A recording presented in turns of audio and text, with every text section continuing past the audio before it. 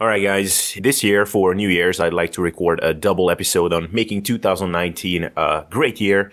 And the first episode is going to be a shorter one on New Year's resolutions, which perhaps you can tune into until midnight rolls around and when you might want to set your goals for 2019. And then the second one might be a bit of a longer one where I go over the biggest lessons learned in 2018 and also the changes that I'd like to make in 2019. So if this sounds good, then let's get into it. So, half of the articles and videos you see about resolutions are all about how to set the best resolutions and how to make your upcoming year the best year ever. And the other half of the articles and videos will be about why resolutions are stupid and why are people so delusional to think that anything will magically change just because it's a new year according to the Gregorian calendar. And this division in the content you see here is understandable because having a contrarian stance is often something that pays off. So in this case, I will try to be unique here and take a contrarian stance on being contrarian. So here is the deal about making resolutions and setting goals for the new year as I see it. I think one fact is that for most of us, new beginnings, such as the beginning of the week or the month or the year, or maybe moving to a new place, are always exciting, and they provide us with a sense of having a new opportunity to start again. And the other fact is that improving things when everything is stagnant and you have little momentum is very tough. And these two facts make it so that at the beginning of a new period, it's psychologically easier to commit to something new. So do I agree that waiting for some special date like New Year's Eve is silly and you should just make a change when there is something to be fixed? Yeah, in principle I do.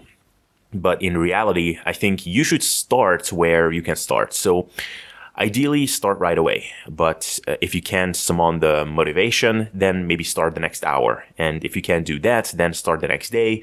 If you can't do that either, start next Monday. If you can't do that, then maybe next month. And hey, like if you screwed around for an entire year, then maybe just try January 1st. So I'd like to legitimize New Year's resolutions here as a start. Now, let's talk about what, in my opinion, goes wrong with New Year's resolutions. And in a general sense, I would say that the biggest issue is, and what is the reason behind most people failing their New Year's resolutions, is not thinking strategically, not planning for the long term, and instead engaging in what I would call a dopamine binge, where we go, I'm going to do this, and really firing ourselves up and making ourselves really excited. And this sort of self-talk is usually really only enough to allow us to party well and with no guilt on New Year's Eve. And more specifically, there are two mistakes that's easy to fall for, and I sure as hell have done both of these. The first one is setting arbitrary goals instead of committing to processes. So to give you an example, I set goals a couple of years ago, like this year I'm going to sell my first product. And it's like, why? Why that goal? Why that year? Nobody knows. Was I anywhere ready for that? No.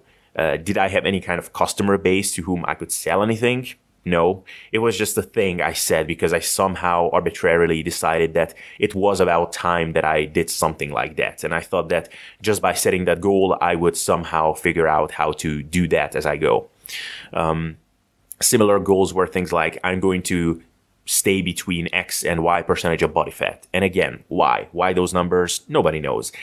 Did I have any idea how I would feel and how it would serve my training performance and well-being to be between that body fat zone year-round? No.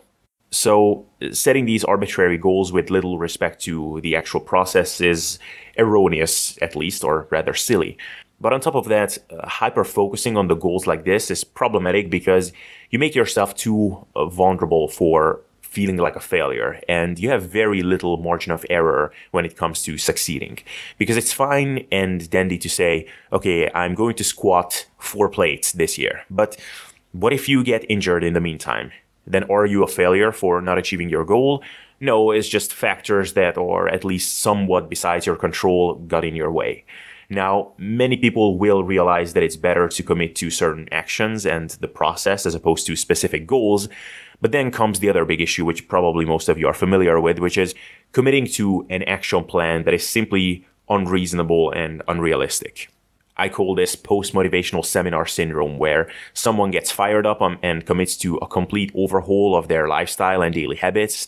Like the guy who didn't read anything until then and now will try to read a book to a book and a half a week, or someone who slept in every day and started their days like a zombie will now start each morning with a cold shower and a 10-minute meditative practice, or someone who never worked out so far will now start with 6 days in the gym. And I will be completely honest with you, I'm more prone to this than anyone else. I commit to some unreasonable amount of commitment to some change at least twice a year. And most of this comes from a sense of urgency and the thought process that I wasted so much time up until now not doing things the right way that I just don't have time to mess around with small changes anymore, because I will just get left behind and my losses will be unfixable at some point. But the problem is that these crazy commitments to huge changes only last until your motivational state is really high. I think that probably behavior change and motivation/enthusiasm follows sort of a curve, where initially your level of enthusiasm is really high and tough habits seems like fun because you're enjoying the process of trying to change yourself. Then over time, as you're still committing yourself to the habit, but you're not seeing results yet, the habit starts becoming a little bit annoying, but you're pushing through because you're still enthusiastic. Then there's that muddy middle zone where your enthusiasm kind of falls and the habit is still really hard because it's not yet at the point where it became automatic and you can just do it mindlessly. And you also haven't done it long enough to reap the benefits of it yet. And then this ratio gets worse and worse for a while until you reach the point where your new habit is nothing more than an annoying chore because your initial enthusiasm has died off completely and it's still pretty tough to do it day to day. And this is where most people quit, I guess. So in summary so far, committing to arbitrary goals and committing to unreasonably huge behavioral changes are both straight paths many times to failure. So what is the solution then? Well, in my opinion, the best way to get around this, and this is what I'm going to commit to this year, and this is what I'm recommending to you as well, is setting out to commit to small, realistic habit changes. And as a side note, this is something that James Clear wrote about extensively in his new book, Atomic Habits, which I'm sure a lot of you have read. If not, I would make that the next book you read right now. And I would also recommend listening to his latest podcast interviews that he has done. But what you want to do is identify some areas of your life where you'd like to improve and commit to really tiny daily changes in those areas. So, for example, if you're not reading right now, commit to read 2 pages a day. If you're a pretty pessimistic person, then commit to writing down one good thing that happened each day before bed. And perhaps for someone like me, who has a really hard time not committing to really huge changes all the time, the biggest resolution of all is not to set overly ambitious goals out of fear and with a sense of urgency. I know that some self-help books put the act of setting really massive goals on a pedestal, and it might work for some people, but for me personally, they just led me down the path of disappointment and being frustrated with myself, and as Stephen Guy says in his book, Mini Habits, fighting against my own brain for years. So if you're like me, I'd recommend making the resolution that 2019 will be the year of commitments to small habits instead of drastic changes. And I would recommend not overthinking this too much and trying to overanalyze which habits you're going to try to adopt this year, but instead just keep this in mind for the upcoming year, that you won't let a sense of urgency or fear get the better of you and keep being committed to small changes.